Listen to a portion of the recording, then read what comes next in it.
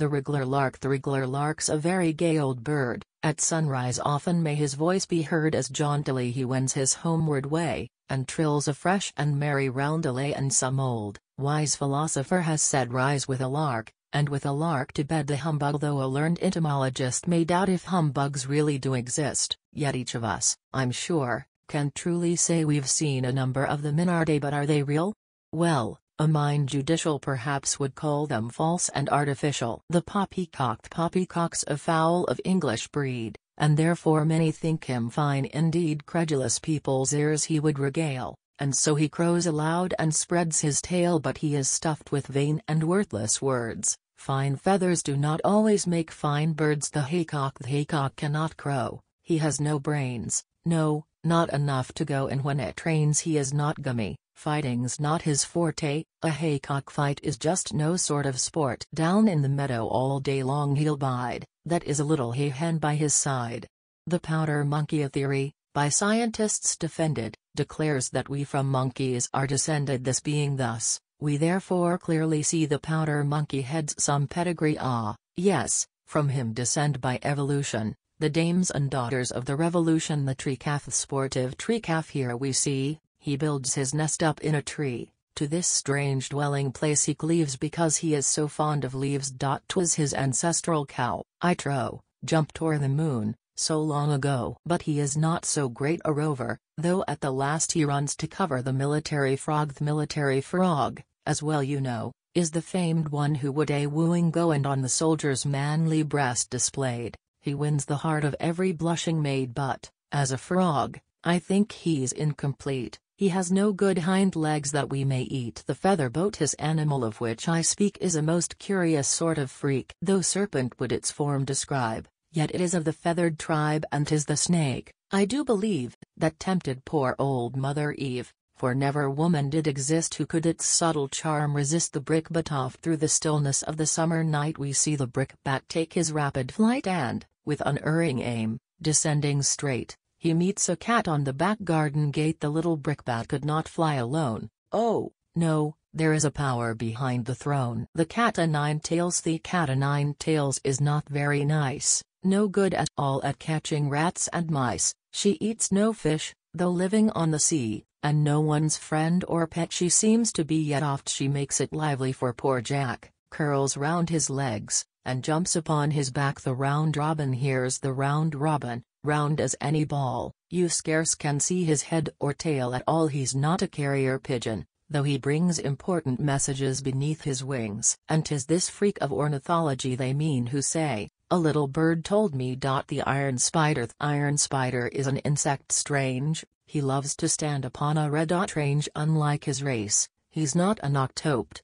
He has but 3 legs and he has no head. Had this but been the kind Miss Muffet sought, would not have filled the maiden with such awe. The bookworm's an uninteresting grub, whether he's all alone or in a club of stupid books which seem to us a bore. The bookworm will devour the very core. Did Solomon or somebody affirm the early reed bird catches the bookworm? The black sheep. The black sheep is a beast all men should shun. He has no fleece, yet fleeces every one, though without horns. Oft with a horn he's seen, though not a lamb. He gambols on the green. Perhaps he's not a sheep, as some suggest, but a grim wolf who's in sheep's clothing dressed. Time flies are well-known insects. Sages claim that tempus fugit is their rightful name. When we're on idleness or pleasure bent, they sting our conscience and our fun prevent. We hear them winter mornings ere we rise, and oft in flight time we observe time flies. The applebee in country villages is found, the applebee with buzzing sound, and when our ears it does regale we find a sting is in its tail. As to its food,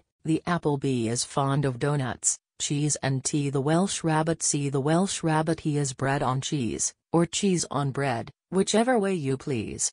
Although he's tough, he looks so mild, who'd think that a strong man from this small beast would shrink? But close behind him follows the nightmare. Beware of them, they are a frightful pair. The cricket bat is very often seen flying perchance around the village green, but unlike many other bats, its flight is always made by day and not by night. There may be one exception though, and that is when it's aimed at some stray neighboring cat. The common swallow is so swift of flight, we scarcely see him ere he's out of sight. One does not make a summer, it is true, but many of them cause a fall or two. The swallow's strong when he is in his prime, and yet a man can down him every time. The tomahawks of fearsome bird, we deem, though feathered tribes hold him in great esteem, a bird of prey. He whizzes through the air, and clutches his pale victim by the hair. Gory and gruesome, he is the mainstay of the historic novel of today. The jailbird. This is a jailbird.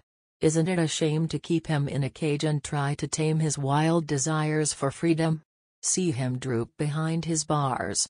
He wants to fly the coop, but to beguile his tedious, lonely hours kind ladies bring him nosegays of bright flowers. The royal seal. These noble beasts' impressive form is among the possessions of a king or queen. Hard favored, yet so valuable is he, he's ever kept beneath a lock and key, and, since his temper can't find vent in speech, he stamps and punches everything in reach. The fire dogs. Here are 2 fire dogs. They are queer, indeed. They seem to come of a 3-legged breed. They have no tails, their bark is on their back, they hunt in couples, never in a pack. The day's work over, 'tis a pleasant sight to find them waiting by the fire at night. The mackerel kittis. Funny little mackerel kit is not like other cats a bit. She cannot mew or scratch or purr, she has no whiskers and no fur, yet, like all cats, her dearest wish is just to be filled up with fish, but, and this isn't so feline, she always takes them steeped in brine. Golf lynx. These is the merry golf lynx, as you see,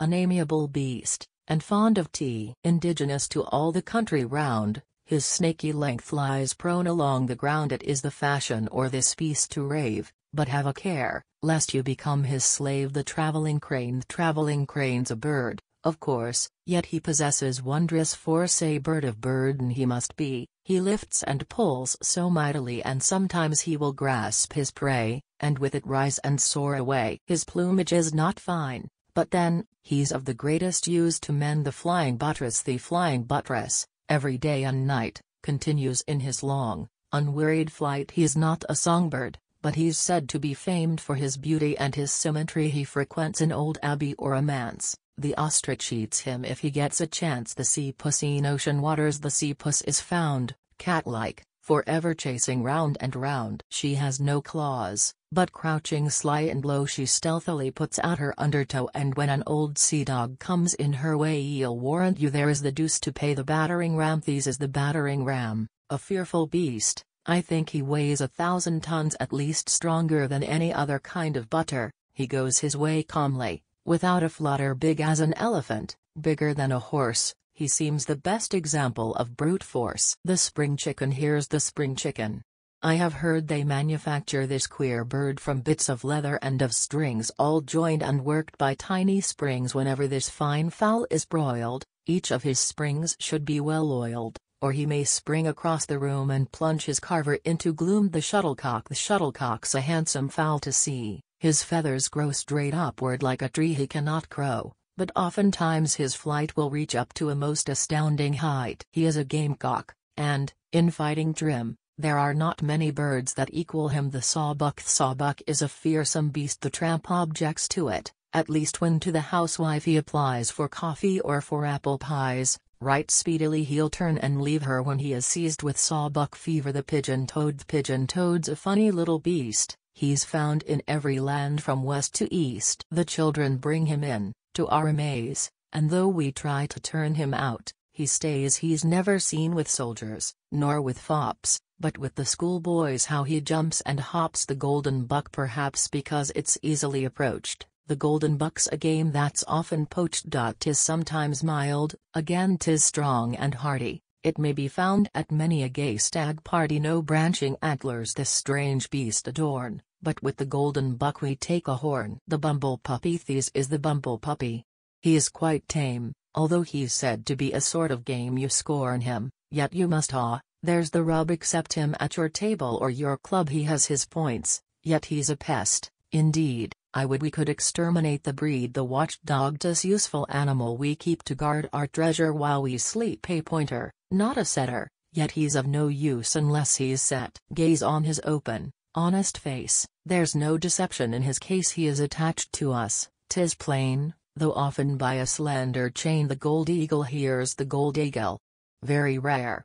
They say this bird is worth $10 any day. He has no wings, apparently, yet you, or anyone can make him fly. He's very powerful, held in great esteem, and money talks, so let the eagle scream. The bugbear of all the fearsome beasts beneath the sun, the bugbear is the most appalling one. At night he comes and hovers o'er our bed, filling us with a nameless fear and dread. He is not half so terrible by day. Sometimes he shrinks and dwindles quite away. The Irish bull among the stock jokes it is oft averred the Irish bull is best of all the herd. He has no points, he has no head or tail, but many a jovial party he'll regale, and all his hearers will with laughter choke, except his brother John, who sees no joke. The jate is very strange, and yet, upon my word, this silly fellow thinks he is a bird. He lives on hayseed, everywhere he is found, but in the country he does most abound, and at the approach of winter, more's the pity, a flock of jays will migrate to the city. Forebears misled by certain signs of form and shape,